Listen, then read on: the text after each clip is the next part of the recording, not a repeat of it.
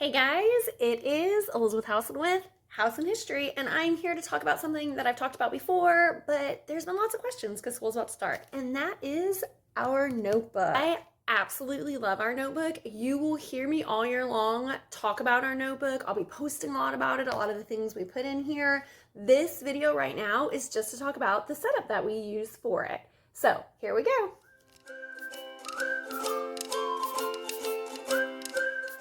All right, you can see right off the bat, I love these labels right here. I actually print them on a full sheet label sticker, and they're printed side by side, and then they get cut in half.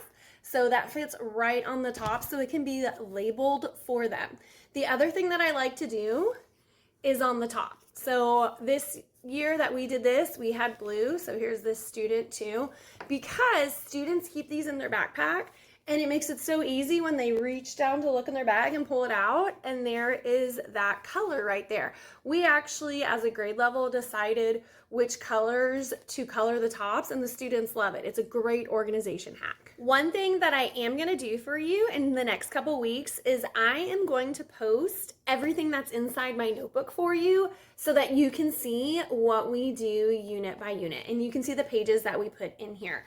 When we open our notebook, you're gonna see right here, it is the title page. Of course, gotta have their name, their class period, what this class is. I know some people like to do a table of contents. I don't do a table of contents just because it's too much to keep up with for me. So if you do it, awesome. You will be able to see when I fold my notebook right here. See all these colors? These are my unit pages, and so my students can open them up by units. Now, something you'll notice is I have 6 units in here. Technically, in our US history class, there's like 11 or 13, but we've kind of combined them and condensed them so they can test better. So these are kind of our major tests. Now, do we do mini tests all the time, mini quizzes? Yes, but this right here is our major stuff, and so these 6 units kind of work together. So you can see right here, each chapter inside our resource, our notebook, starts with what we like to call a passport and a unit page, okay? The passport, the reason we call it a passport is there are 25 questions. It is a 5x5 box. It fits our standards that we are covering and the main ideas. And so the students throughout the unit will fill this out. This is the very first thing that they get. Parents can never go, oh, my kid didn't get a study guide. Yes, they did. It's the very first thing we got. This is what they study.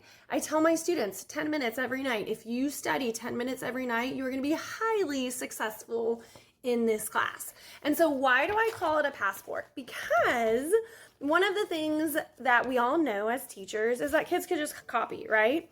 But in order to prevent that, we ask them questions. And so they have to get my little signature right there, that little, what we call a stamp. I used to do stamps, but it's easier just for me to sign. And so they have to get signatures. Sometimes I'll do 1 per row or 1 per column. It just depends on what we're doing. And so throughout the learning, throughout that time that we're having that unit, they can earn those. And then over here on the unit page 2, how do they earn a stamp? I ask them questions. You have to be able to verbally speak to me and tell me about it, and not just the straight question on here. Usually if I ask them a question, what is representative government, they would tell me, and then I would keep going. Well, what was the first representative government in the colonies? What did we have in Jamestown, Virginia? Where was Jamestown, Virginia? Which colonial region was it in? So it doesn't stop right there. And so they have to be able to explain those things. And this is a great way to do that and to catch them on doing that. So we start each unit with a passport and a unit page. And then the next page right here is a pocket. And they don't have anything in their pocket. Let me show you right here. The next page, like I said, is a pocket. And so this becomes the place that they can put stuff. I'm gonna have a video that's gonna pop up in just a few that shows you how we make a pocket. It's not my history notebook, it's my Avid notebook, but you can see how we make it. Here we go. Get ready for the future, making moves,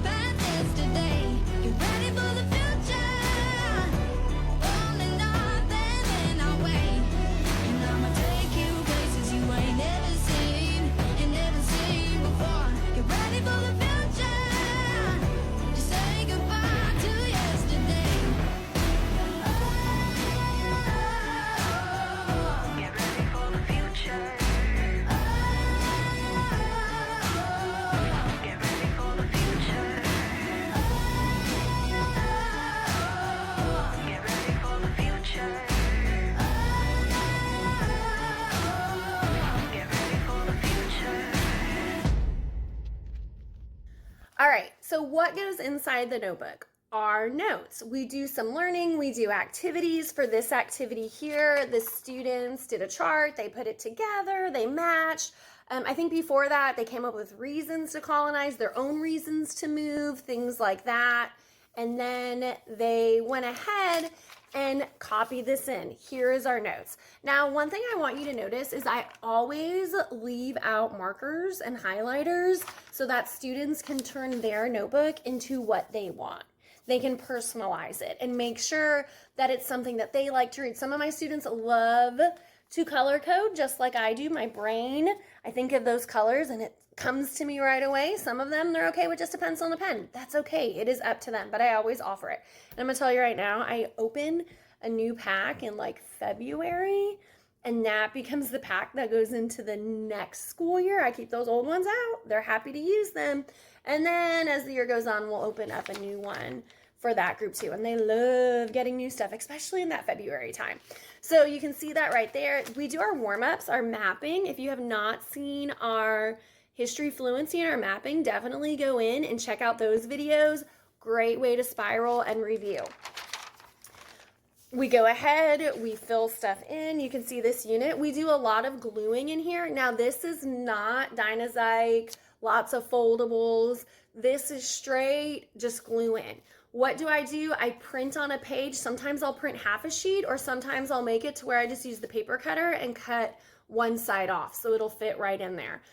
If I leave it up to the students, they will take forever to cut. So I just use that bad boy, that big old paper cutter.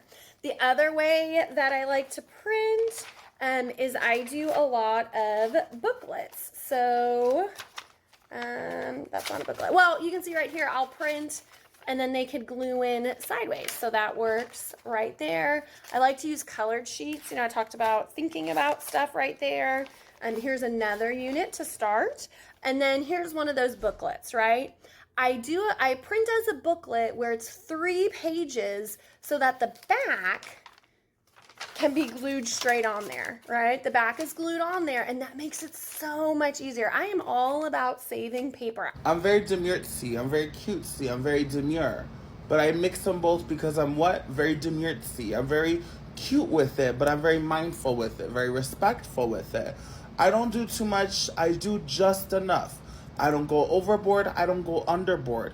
I'm not the basement. I'm not the attic. I'm where you live. I'm very demure. I'm not afraid to use paper, but it goes right in here. And the students have it there so that they don't lose it. Here's another booklet that you can see. And so the kids like it that way. I'll use colored paper on, especially those memory things, those mnemonics that we have to remember. I like to use colored paper too. But you can go ahead, you can see our notebook right here, the setup. Some of the big things are having that outer sheet, coloring the top, and then of course making the cover page. We have our passport for our review, our unit page, and don't forget that pocket. They just fold down this sheet and they're gonna put glue here and glue right there. So I'm gonna show you everything that goes in our notebook and I hope you like it.